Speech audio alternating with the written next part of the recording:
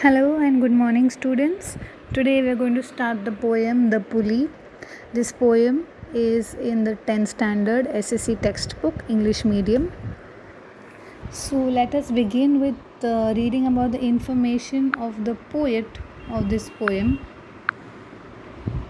The poet of this poem is George Herbert. He was a Welsh poet. He was a priest by profession. Priest means sadhu, pandit, pujari. He wrote religious poems. Religious poems means भगवान के प्रति, religion के प्रति जो कविताएं होती हैं वो, with a lot of imagery and conceits. Lot of imagery and conceits के साथ वो लिखता था. बहुत सारी imagination, बहुत सारी deep thoughts, ideas के साथ लिखता था. The poem exhibits a strange but two-way relationship between God and his worshippers. So this poem exhibits two-way relationship between God and his worshippers. एक रिलेशनशिप में दो लोग होते हैं, जैसे मम्मी एंड सन.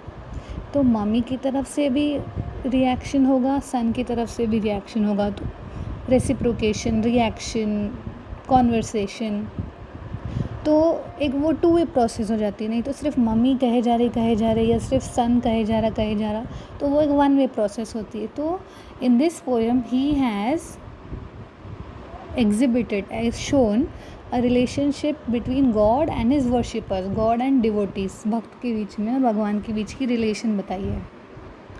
दो he has showered bestowed his worshipper with all his blessings, somewhere he holds them up with a pulley drawn to be grateful to him in all our endeavor. उसने हमको सारी blessings दी हैं, but कहीं ना कहीं उसने हमको कहीं ना कहीं किधर ना किधर एक पॉइंट पे आके पुली की तरह लिफ्ट करके रखा है कि हम इस पॉइंट पे आके तो हमको रियलाइज़ होगा कि हम कितने ग्रेटफुल हैं कि भगवान ने हमको ये ब्लेसिंग दिया, वो ब्लेसिंग दिया. God gives us so many precious gifts to the devotee, but at the same time God also expects something in return.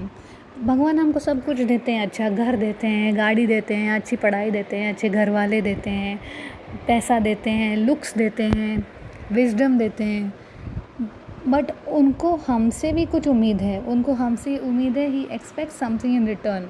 What does he expect? Why does he withhold? क्यों एक point पे आके हमको ऐसा feel करवाते ही हैं life में कि अरे मैं कितना ग्रेटफुल हूँ या मैं कितनी ग्रेटफुल हूँ.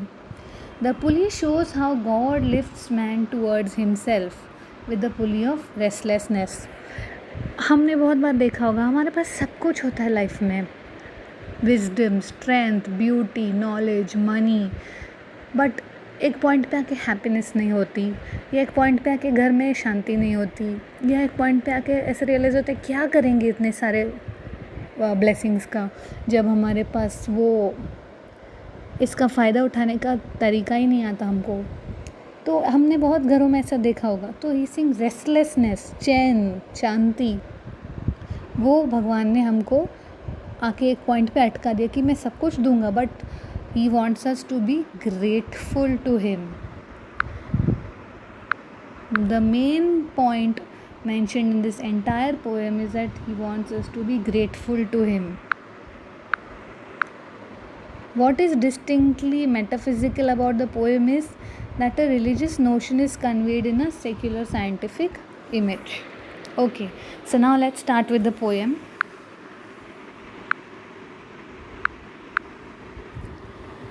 When God at first made man, having a glass of blessing standing by, let us, said he, pour on him all we can. Let the world's riches which dispersed lie contract into a span. There are 4 paragraphs in this poem.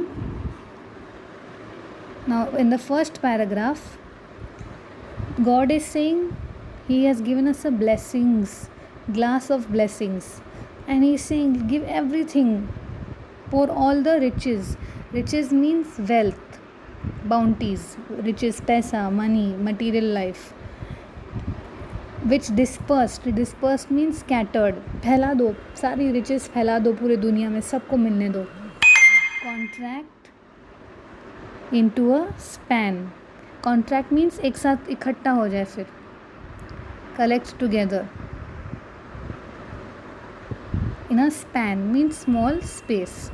सारी दुनिया की riches हो पूरे दुनिया में, all over scattered हो जाए, और फिर collect them in a small space.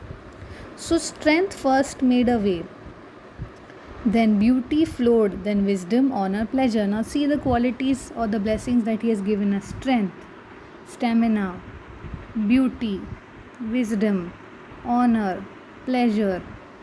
When almost all was out, God made us stay. So first he gave riches, then strength, then beauty, wisdom. You all know what is riches, you all know what is strength, you all know what is beauty. Wisdom means akal, brains. Honor means respect, position. Pleasure means happiness.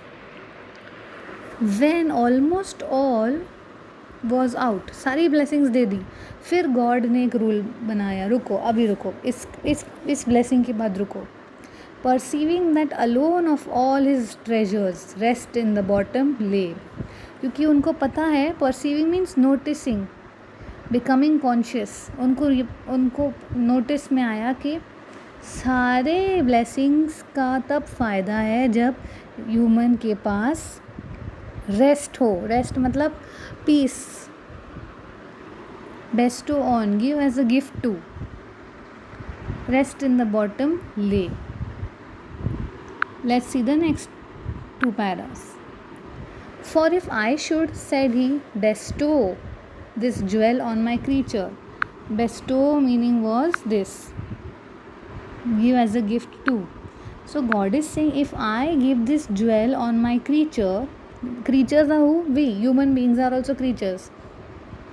He would adore my gifts instead of me. So he is saying, he would like my gifts more instead of me. अगर हमारे पास सब कुछ होता, पैसा, beauty, honour, wisdom, strength, क्या हम कभी मंदिर जाते? क्या हम कभी भगवान को याद करते? क्या हम कभी पंढरपुर रुक्मिणी विट्ठल को देखने जाते? नहीं जाते, क्योंकि हमारे पास फुर्सत ही नहीं होती. पैसा है, गुड लुक्स हैं, इंटेलिजेंस है, गाड़ी है, घर में शांति है, खुशी है, कौन भगवान है यार? अब भगवान को कौन याद करते हैं? जिनके पास कुछ नहीं है या बहुत चीज़ें हैं, बट एक पॉइंट पे आके वो फ्रस्ट्रेट होते हैं कि अरे मेरे पास ये नहीं है. एक यही रीज़न बचा है हमारे पास. हम इतने डिग्रेडेड हो चुके हैं, we have become so degraded in life that we are selfish with God also. We go to God because we are unhappy. We go to God because we don't have something in life. We go to God because we lack in something. We don't go to God out of gratefulness. He wants us to go to him with a grateful heart. अगर हम grateful होते, अगर हम grateful मतलब हमारे मन में उनके प्रति थैंकफुलनेस होती, तो हम सब कुछ होने के बावजूद भी मंदिर जाते, भगवान को याद करते. बट हम नहीं करते वैसा. हम चर्च नहीं जाते, हम मंदिर नहीं जाते, हम कहीं नहीं जाते. हमारे पास सब कुछ होता तो हम जाते ही नहीं. हम इतने सेल्फिश हैं, ह्यूमन बींग्स इतने सेल्फिश हैं. We are so selfish that we don't remember him because we have everything, and that is why he has not given us everything. He gave us a few blessings, but at one point he made sure that we realize that peace and happiness is also important. The attitude of gratefulness is also important, and that is why he made sure that we remember him and rest in nature, not the God of nature. Both losers be. So he's saying, let God also be a loser, let human being also be a loser, because you let him keep the rest. God has all the rest things, all the blessings, but keep them with ripening restlessness. Ripening restlessness means anxiety, dissatisfied. There's everything in the world, but you're just always dissatisfied. There's so much money, but you're still lacking. That oh no, I wish I had this much. You have so many facilities, but you'll always crave about something. So he said, but there'll always be dissatisfaction, and that feeling of fulfillment will only be given when you make a higher connection. जब हम एक connection बनाएंगे भगवान से, हमारे पास बहुत सारे friends होंगे, अभी इस एज में तो बहुत ही होंगे friends, school friends, tuition friends, college friends, all sort of friends, but एक वो feeling, you know, I think you all will be able to understand, that feeling of satisfaction is not there. You will realize that everybody is not being honest with you. You will realize that everybody is not up to the mark. Somebody understands you, somebody judges you. तो वो एक feeling जो है satisfaction की, वो उन्होंने नहीं दी हमको. Let him be rich and very, very means tired, कि लास्ट में एटलीस्ट मेरे पास मेरा डिवोटी आएगा. If goodness led him not yet weariness, अगर हमारे में वो अच्छी क्वालिटी नहीं है, हम सेल्फिश हैं इसलिए नहीं है, इसलिए भगवान ने हमको थका के कि सब, अरे बस थक गए भगवान, सब कुछ कर लिया बट खुशी नहीं मिल रही, अरे सब कुछ कर लिया बट सेटिस्फैक्शन नहीं आ रहा लाइफ में, मज़ा नहीं आ रहा वो लाइफ में. सब कुछ होने के बाद भी, in spite of having everything, we are not satisfied in life. There's something or the other bothering us. There's some or the other anxiety. That is why God wants us to go to Him, because we don't have that quality of goodness that in spite of having everything, we will still go to Him and be thankful. We are not thankful. That is why He created this problem of dissatisfaction. If goodness lead him not, तो अगर अच्छाई में हम नहीं गए तो हम परेशानी में तो जाएंगे. May toss him to my breast, may toss him to my breast means may bring him up to me. God always wants His child to be with Him. God wants us to be thankful. God wants us to pray to Him, remember Him. And this is what the poet George Herbert is telling us. George Herbert, a metaphysical poet, Welsh poet, he knows 3 languages, English, Latin and Greek, and he writes religious poems. He is known as a saint poet, because he writes poems about godliness. So here we have finished all the paragraphs of the poem. For homework, I want you to do is make sentences, write the words that I am marking here. Write these words, write these meanings 2 times each, and make sentences with these words. That is the homework for today, that is Monday 29th June. For 30th June, the homework is write the answers to the English workshop of this poem. I will send you the screenshot on WhatsApp.